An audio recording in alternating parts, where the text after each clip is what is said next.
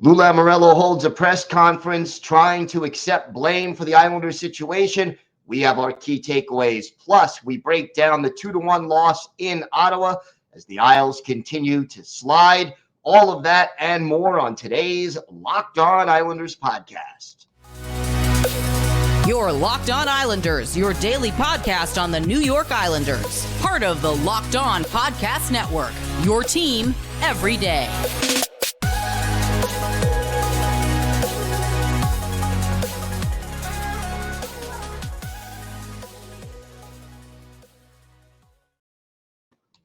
And welcome, everybody, to the Thursday edition of the Locked On Islanders podcast. Gil Martin, so glad you could be with us today.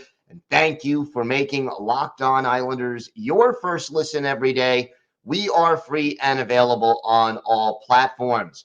Today's episode is brought to you by FanDuel Sportsbook, official sportsbook of Locked On. Make every moment more. Visit FanDuel.com/Locked On today to get started.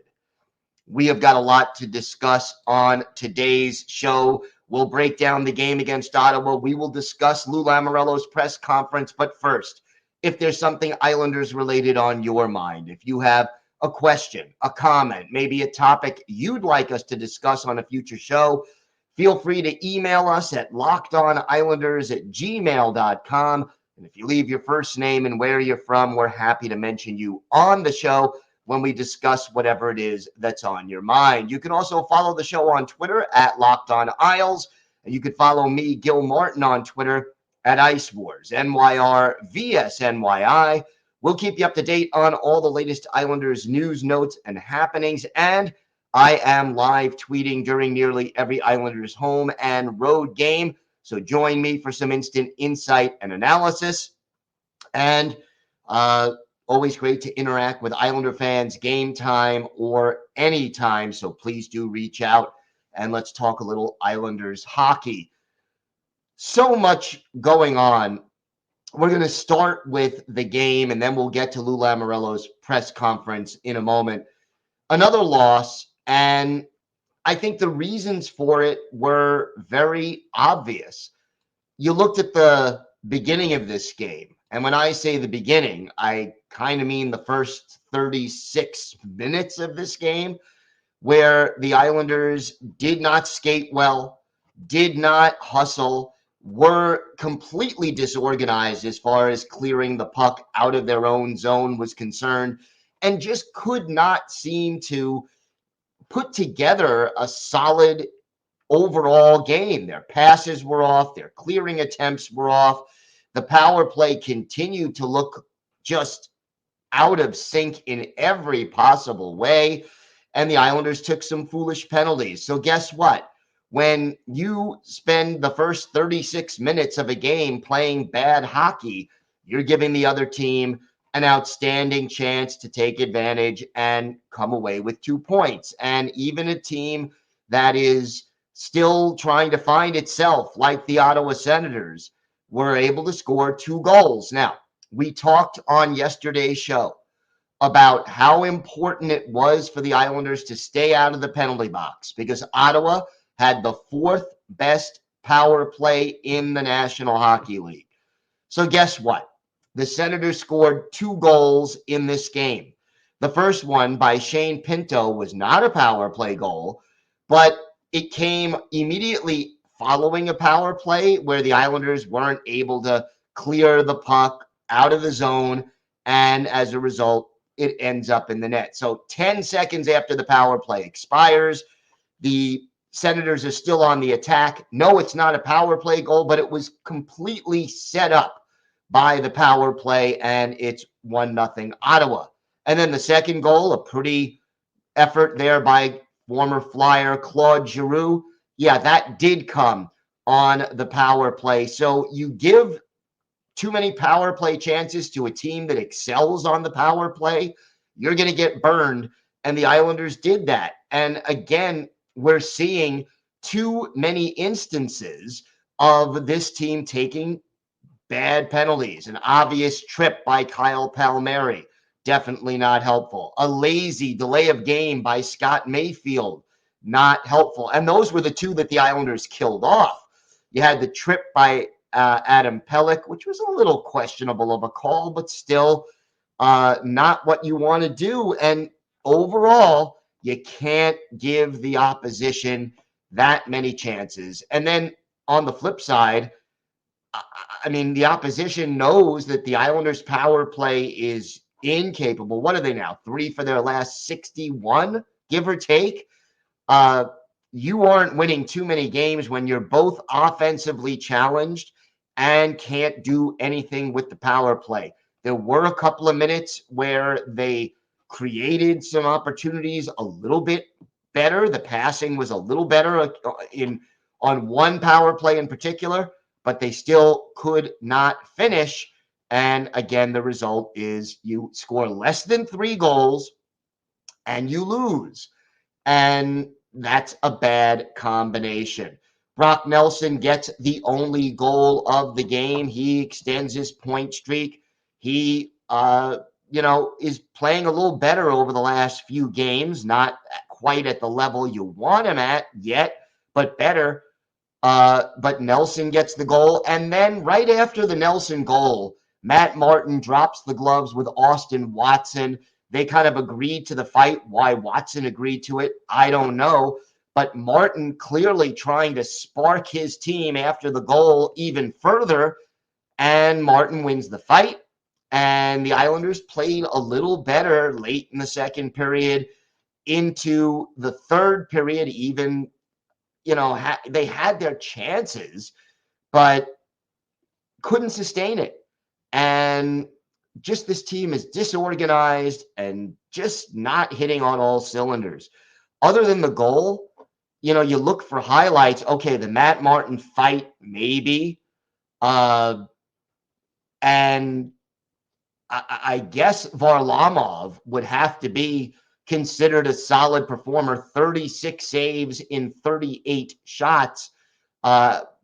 Without Varley, this game would have been 4-0 before the Islanders finally got on the board. But just overall, you're not seeing this team look sharp, disciplined, smart, coordinated, in sync. There are so many different adjectives I could use, but realistically, this team just isn't playing well enough. From the stats, 5 block shots for Scott Mayfield. That's a little bit of a plus. 5 hits for Matt Martin. 5 shots on goal for Alexander Romanov in just 17:38. And then, how about this? Samuel Bolduc, in only his second NHL game, more than 18 minutes on the ice, more than Aho and Romanov. So he was 4th out of 6 defensemen in this game. And the other encouraging thing to me, Adam Pelech playing more than 19 minutes in his second game back. That was encouraging.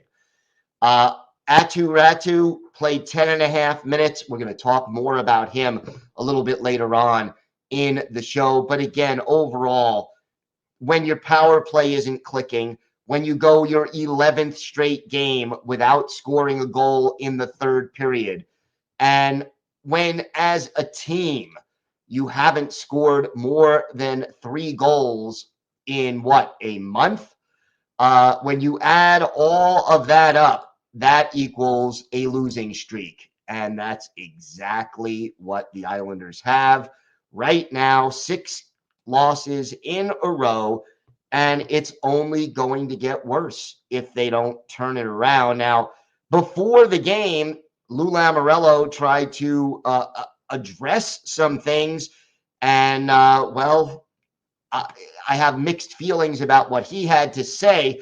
We're going to discuss that and a whole lot more coming up on today's Locked On Islanders podcast. Today's episode is brought to you by FanDuel. The NFL playoffs are here. We're really excited about our new sports betting partner for Locked On because they're the #1 sports book in America, FanDuel. And if you're new to FanDuel, that's even better. They have so many great features that make betting on sports fun and easy. New customers join today to get started with $150 in free bets guaranteed when you place your first $5 bet. Just sign up at FanDuel.com/lockedon, locked on one word. FanDuel has all your favorite bets from the money line to point spreads to player props. Plus, you can even combine your bets for a chance at a bigger payout with the same game parlay. So, Islanders have 2 games coming up before the All-Star break at home. Check out the latest odds at FanDuel today. It's all on the app that's safe, secure, and easy to use. So, football fans, hockey fans, don't miss out. Place your first $5 bet to get $150 in free bets, win or lose, at FanDuel.com/lockedon. Make every moment more with FanDuel, official sportsbook partner of the NFL. So Lou Lamoriello held a press conference before, on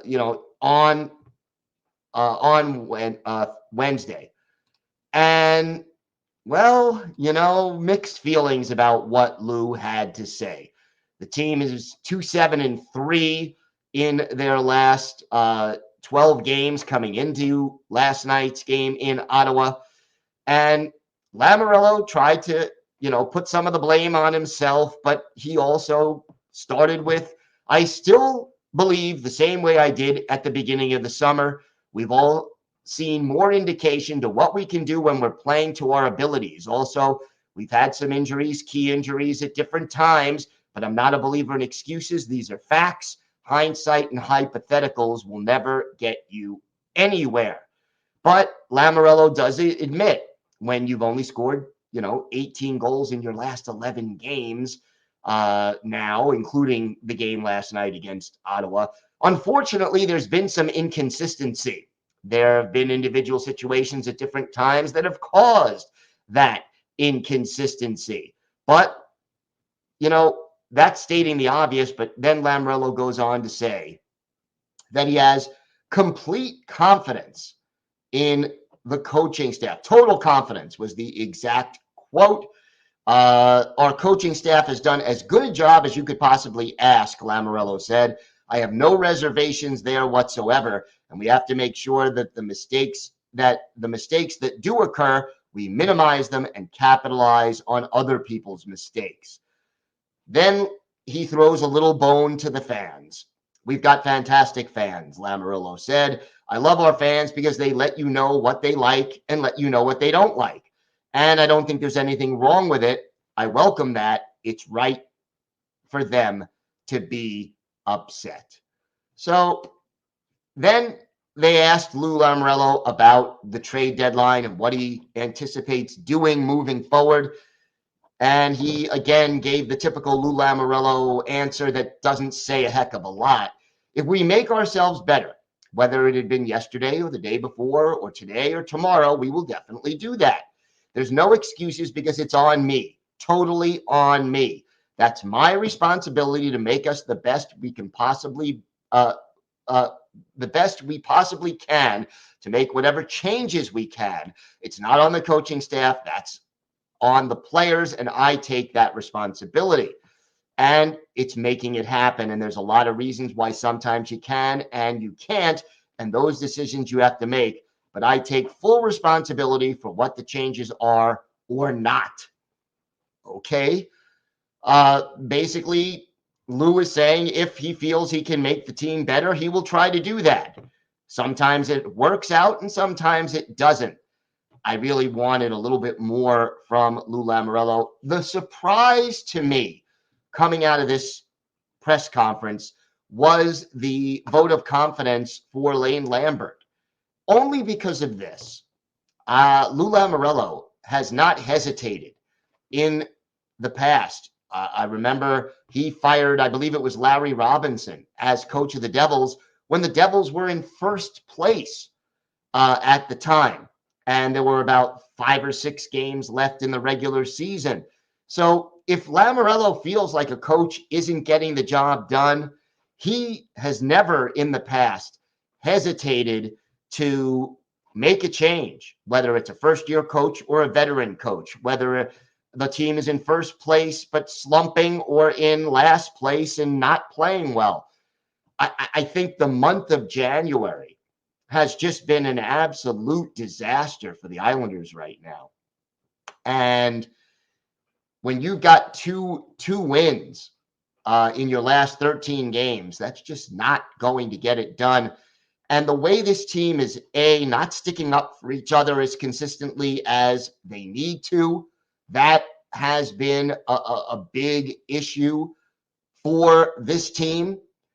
And that they are not just playing smart, basic, fundamental hockey. The one thing under Barry Trotz that the Islanders always did was play smart, basic, fundamental hockey. They may not have been the most talented team, but they weren't going to give up a lot under the circumstances when, they weren't going to make typical bad decisions and mistakes.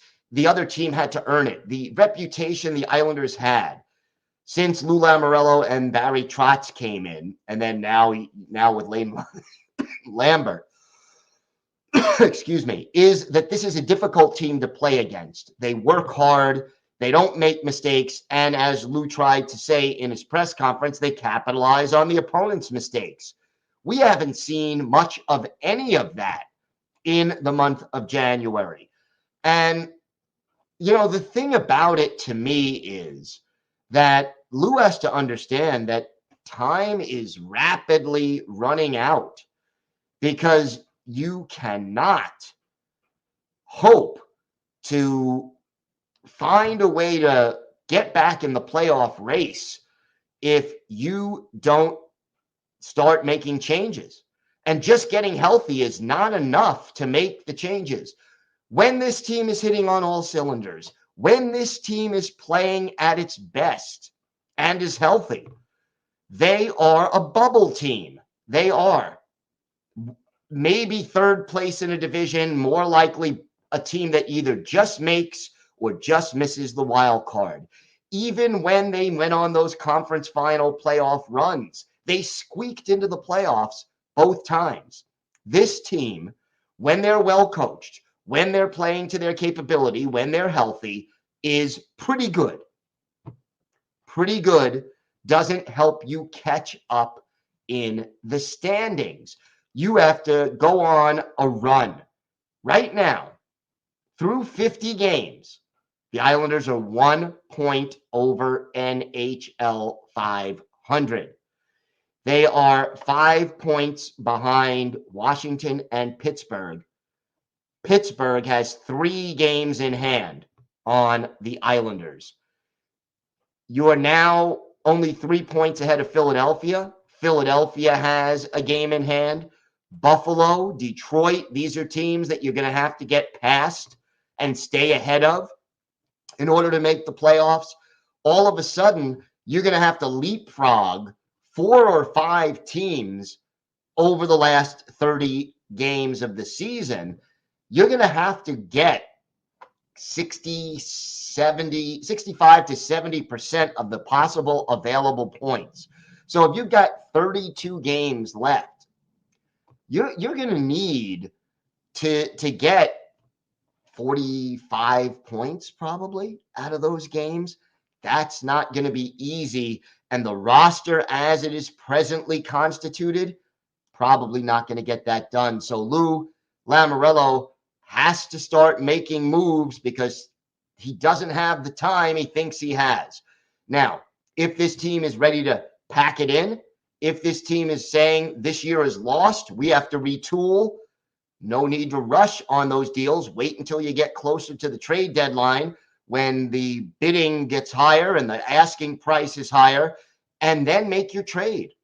But if you are looking to buy, time is of the essence. We have to see what Lou Lamoriello does. We have got more to discuss on today's show. We have our unsung hero of the game, our go to the game, and a little news on Aatu Raty, plus our Islanders' birthdays of the day, because we didn't get to it yesterday. All that and more still to come on today's Locked On Islanders podcast. So, hero and GOAT of the game. To me, the unsung hero and maybe one of the only heroes, it's got to be Varley. Semyon Varlamov, 36 saves in this game, kept the team close. They were only down 2-0 late in the second period before we got the only goal of the game by Brock Nelson. But it felt during the game like there was just no way this team was going to score twice to get back in it. But to me, Varley is the unsung hero. He kept the game close. He gave his team a chance, and a better chance, quite honestly, than what they deserved. As far as the GOAT of the game, boy, I have to go with the power play. Just didn't do well. No, you know what? I'm going to go with Josh Bailey, who was benched for part of this game, who didn't really have a strong game. You look at this: no hits, no block shots. He had, no shots on goal. He was out on the ice for 13 minutes and 37 seconds. Now, I know a lot of people are not Josh Bailey fans. I happen to like Josh Bailey. He's a good guy. He's been a good Islander. At this point in his career, he probably should be on the third line at best if he's still going to be in the lineup. But he just didn't have – he was invisible in this game. And I'm going to make him the GOAT of the game. As for Aatu Raty, last night's game in Ottawa, his 10th game of the year. What does that mean? Well, that means his entry-level contract this year will count toward it, because he was not yet 20 years old when the season started. If he didn't play 10 games in the NHL, they would have extended his entry-level deal by 1 year. So now his entry-level contract will expire a little bit sooner. He will be a restricted free agent after the 2024-2025 season. Had he played 9 games or fewer, he could have been after the 2025-2026 season. And my criticism is this, and I saw less of it last night rather. The criticism is that Raty has been playing on the fourth line a lot. Now that changed, and he's barely been playing minutes. He did play a little bit more, 10.5 minutes last night, and did start to see some action with some of the top 6 skaters.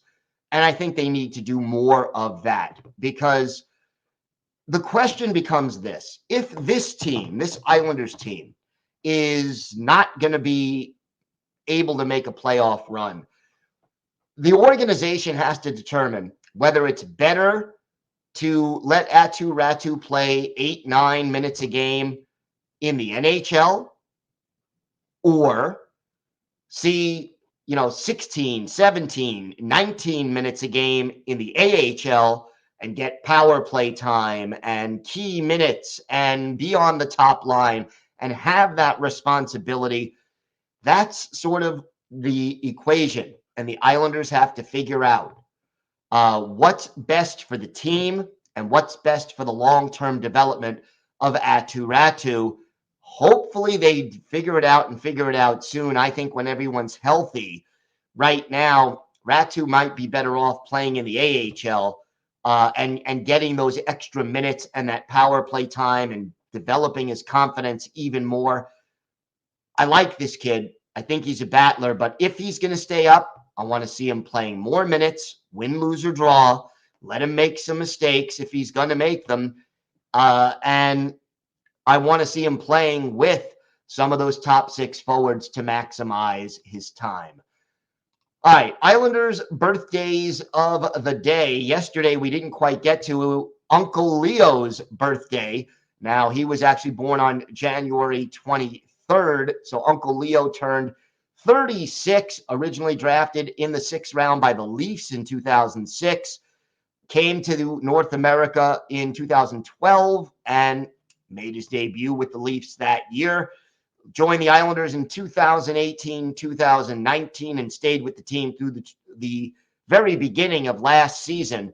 Uncle Leo, a very good checker, a leader, liked in the locker room, actually ended up playing some first line minutes.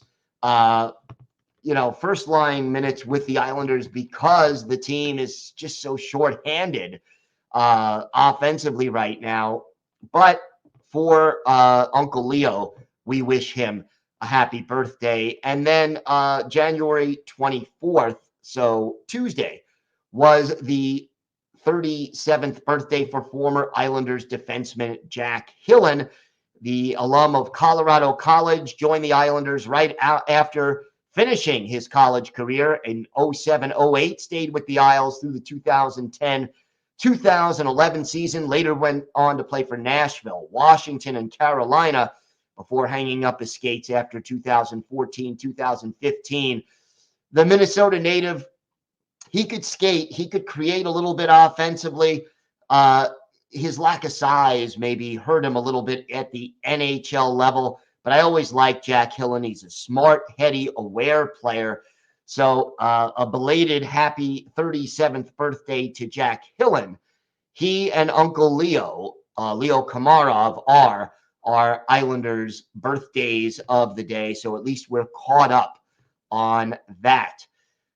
We will be back tomorrow with a full preview of both of this weekend's games. We'll have some further discussions about where the Islanders should go at the trade deadline and a whole lot more. So make sure you join us for that. Until then, stay safe, everybody. Have a great day. And of course, let's go Islanders.